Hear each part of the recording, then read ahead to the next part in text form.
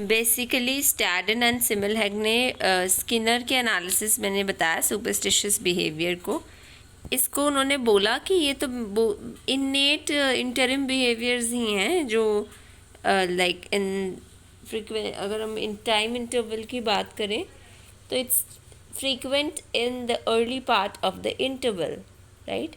जब रीइंफोर्सर अवे है उससे थोड़ा उससे मतलब early part of the interval में ही आप देखते हैं ये इंटरिम बिहेवियर शो करता है। ये तो वैसा सही है superstitious behaviour, that's what Staddon and Simmelhag said.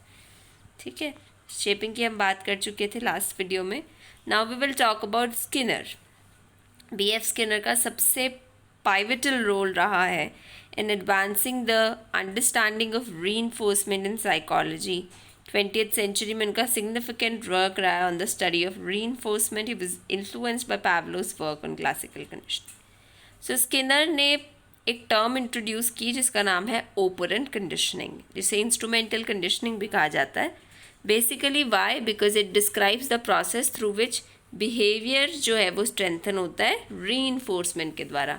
तो एक ऑर्गेनिज्म का बिहेवियर स्ट्रेंथन हो रहा है and that too through reinforcement.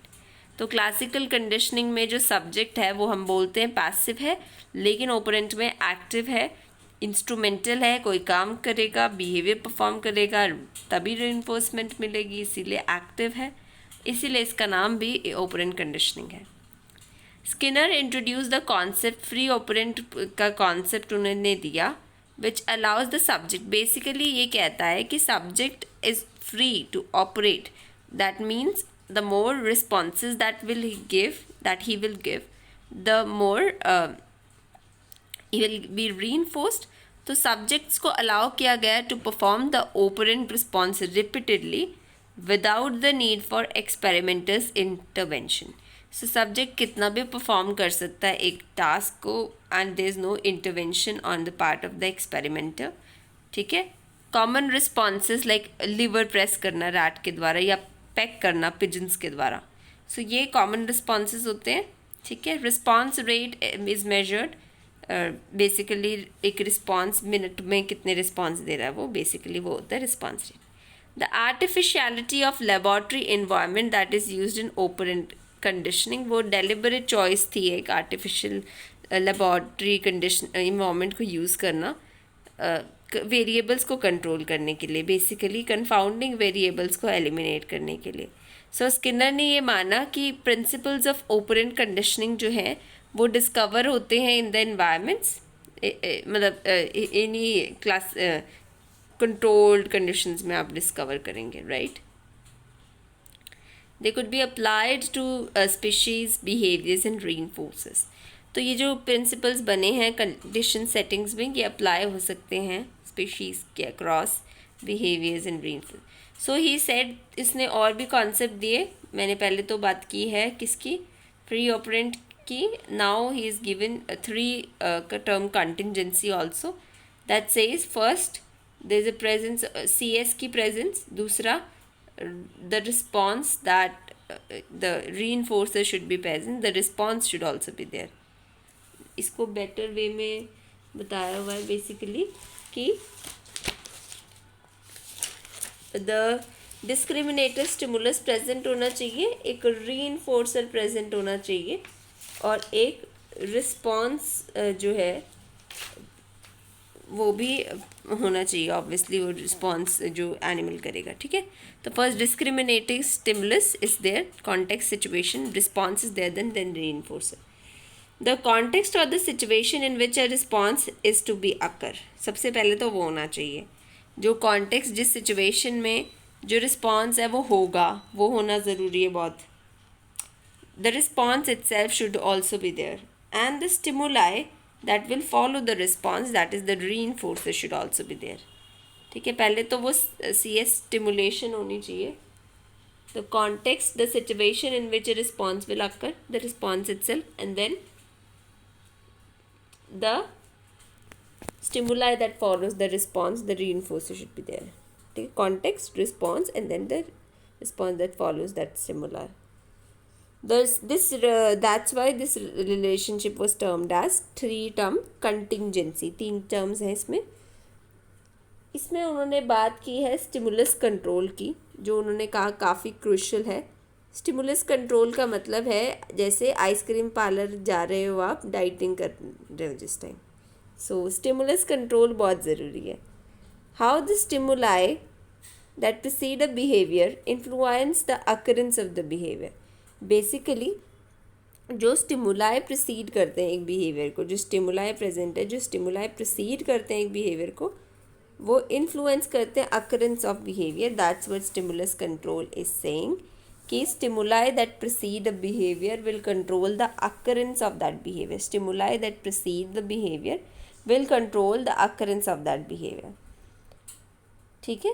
Stimuli that precede the behaviour, stimulus control उन्होंने कहा कि स्टिमुलाई जो प्रिसीड करते हैं एक बिहेवियर को, they control the occurrence of that behaviour. Stimuli that precede a behaviour will influence the occurrence of that behaviour. जो stimuli precede करेंगे एक बिहेवियर से पहले आएंगे, जो स्टिमुलाई आएंगे वो उस बिहेवियर के अकरेंस को भी इन्फ्लुएंस करेंगे. तो डिस्क्रिमिनेशन लर्निंग होती है when subjects learn to respond in the presence of specific stimuli. Discrimination learning है कि जब वो सिर्फ एक स्पेसिफिक स्टिमुलाई पे रिस्पॉन्ड कर रहा है. It's vital aspect of the stimulus control. Stimulus control के एस्पेक्ट में ये वाइटल है. ठीक है, क्रूशियल है काफ़ी. Stimulus control is a crucial aspect of operant conditioning. ठीक है, स्टिमुलस कंट्रोल एक क्रूशियल एस्पेक्ट है ऑपरेंट कंडीशनिंग का. स्टिमुलाई जो प्रोसीड करता है एक बिहेवियर से पहले, जो स्टिमुलाई आता है, it will influence the occurrence of that behaviour. ठीक है, influence the occurrence of that behaviour. Stimuli that proceed a behaviour will influence the occurrence of that behaviour. Discriminative learning when the subject learns to respond to a specific stimuli. ये भी important part है stimulus control का. हमने principles देखे थे इसके. Operant conditioning के acquisition, basically gradual learning जो ऑपरेंट रिस्पॉन्स की होती है, right. Extinction is weakening a response, reinforcement no longer present. Spontaneous recovery is reappearance of a response after a rest period. Then generalization refers to tendency to respond to a stimulus similar response दिया जाएगा stimuli को. Conditioned reinforcement involves previously neutral stimuli becoming reinforcing. जैसे liver becomes reinforcing through association with primary reinforcer. तो conditioned reinforcement होता है जिसमें एक neutral stimuli को आप reinforcing बना देते हो खुद by associating it with the reinforcer, primary reinforcer के साथ जोड़ के. ठीक है, conditioned reinforcement, एक न्यूट्रल स्टिमुलाई को आप reinforcing बना देते हो, उसी में reinforcing कैपेसिटी हो जाती है अराइज, क्योंकि वो प्राइमरी रीइंफोर्सर के साथ कनेक्ट हुआ है. ऑपरेंट कंडीशनिंग के प्रिंसिपल्स का प्रैक्टिकल एप्लीकेशन बहुत है. बिहेवियरल थेरेपी हो, चाहे वो रियल वर्ल्ड में मॉडिफाई करना बिहेवियर को, and building an appropriate stimulus control. That's why it is required. Now this principle is the foundation of understanding कि बिहेवियर को कैसे शेप किया जाए, कैसे मॉडिफाई किया जाए, कंट्रोल किया जाए, वो सारा इसी से पता लगता है.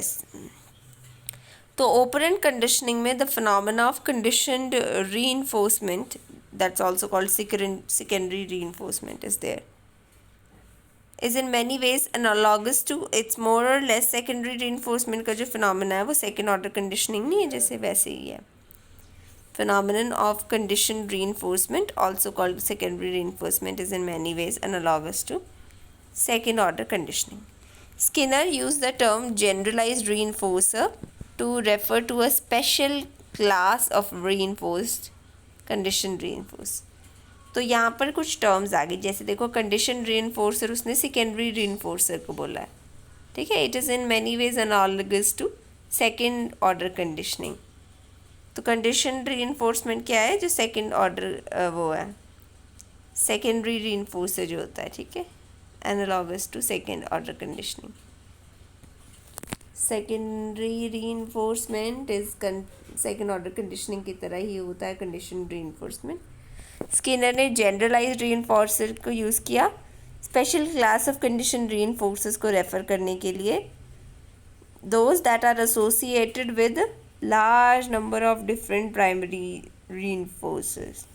मनी एक जनरलाइज्ड रीइंफोर्सर है क्योंकि इससे आप बहुत सारे प्राइमरी रीइंफोर्सर्स को ले सकते हो ना. कंडीशन एक special class of condition reinforcers that are associated with large number of primary reinforcers that is called secondary that's called generalized reinforcer. Then definition response chain की क्या है. response chains और reaction chain दो अलग हैं. response chain basically एक sequence of events होते हैं जो कि response chain sequence of event होते हैं जिसमें एक event जो है वो क्यू बन के आता है for the as a reinforcer बन के आता है for the next event. ठीक है, स्पेसिफिक ऑर्डर में ही होने चाहिए. Primary reinforces delivered only after the final response in the sequence. तो रिस्पॉन्स चेन एक सीक्वेंस है लर्नड बिहेवियर की that must occur in a specific order. Response chain वो सीक्वेंस है लर्नड बिहेवियर की जो एक स्पेसिफिक ऑर्डर में ही होनी चाहिए और प्राइमरी रीइंफोर्समेंट एकदम लास्ट फाइनल रिस्पॉन्स के बाद दिया जाएगा इन द सीक्वेंस. ये है रिस्पॉन्स चेन. लैडर है, लैडर से वो एक स्टिमुलस है उसको क्लाइम करेगा. फिर डिस्क्रिमिनेटिव स्टिमुलस बन जाएगा या रीइंफोर्सिंग स्टिमुलस भी है प्लेटफॉर्म और rope. Pulling the rope, open a door, run through the tunnel, chute है, फिर slide down to the chute, sight of a lever, run to the lever, lever will be within reach, you will press the liver and the food pallet is delivered in the last. So sequence of events that should be performed in a sequence obviously order में perform करना ज़रूरी है. Reinforcement will be given at the last, right. Again reinforcement response chains are sequence of learned behaviour that must be performance in specific order with primary reinforcers is delivered only after the final response in the sequence. Example हमने देख ही लिया response chain का. Animals को जैसे train किया है अगर complex sequence of behaviour सिखाना है, सर्कस एक्ट हाइपोथेटिकल परफॉर्मेंस जैसे हमने यहाँ देखी. रैट को रोप क्लाइम करवाई, लैडर क्लाइम करवाई, फिर रोप पुल करना सिखाया, फिर tunnel, open a door, go through the tunnel, run through the tunnel, slide down the chute, press a lever and then receiving a pallet of food. So this is an example. So the analysis of response change, हर जो stimulus है in the middle of the response can serve two functions. अब देखिए हर stimulus दो function तो perform कर ही रहा है. एक, it acts as a condition reinforcer for the previous stimulus. हर रिस्पॉन्स एक कंडीशन रीइंफोर्सर है फॉर द प्रीवियस स्टिमुलस. एक डिस्क्रिमिनेटिव स्टिमुलस है बट एक रिस्पॉन्स रीइंफोर्सर भी तो है. वो हर एक कंडीशन रीइंफोर्सर भी है और डिस्क्रिमिनेटिव स्टिमुलस भी है नेक्स्ट रिस्पॉन्स के लिए. Each stimulus in the middle of the response chain serves two functions, acts as a condition reinforcer भी है, discriminative stimulus भी है next response के लिए. This pattern repeats throughout the chain, training a response chain. One effective training strategy is backward chaining. एक backward chaining भी करवाई जाती है. Basically final response से start करके backward work किया जाता है. Primary reinforcer is initially used. Primary reinforcer को यूज़ करते हैं. Each response becomes conditioned to serve as a reinforcer. हर रिस्पॉन्स को कंडीशन किया जाता है to serve as a reinforcer for the next response in the chain, अगले response के लिए. Maintaining a response chain, they depend on the reinforcement for their continued integrity. Basically जो सबसे स्टार्टिंग वाले होते हैं वो काफ़ी वीकली एसोसिएटेड होते हैं और जो लास्ट वाले होते हैं ना वो काफ़ी स्ट्रॉन्ग एसोसिएशन फॉर्म होती है उनके साथ. और ठीक है, response change of learn behaviour है, सीक्वेंस ऑफ इननेट बिहेवियर जो फिक्स्ड ऑर्डर में होते हैं. दूसरी तरफ है chain reaction, sequence of behavior that must occur in a specific order with the primary reinforcer. वही है सीक्वेंस ऑफ बिहेवियर के कुछ सीक्वेंस जो कि स्पेसिफिक ऑर्डर में ही परफॉर्म करने होंगे आपको, and then you'll get the primary reinforcer. For example, no shell, you look for, you don't have a sight of shell. Locomotion, इधर उधर घूमेगा, शेल दिखेगा, शेल की तरफ अप्रोच करेगा, shell will search for the shell, exploring the external surface of the shell, then external surface के acceptance, हाँ ये शेल ही है, and then search for the aperture, कहाँ से घुसना उसमें. So what are the functions of each stimulus response chain में.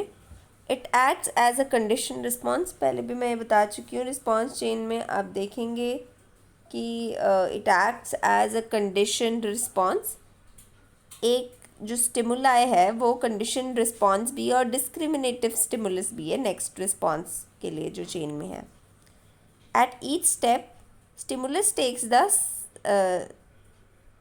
subject one step closer to the food या primary reinforcer, so it acts as a reinforcer. Backward चेनिंग, last response से आप chain करना शुरू करते हैं, हर स्टेप को रीइंफोर्स करते हैं, राइट, शेपिंग करते हैं लेकिन पीछे से कर रहे हैं बेसिकली.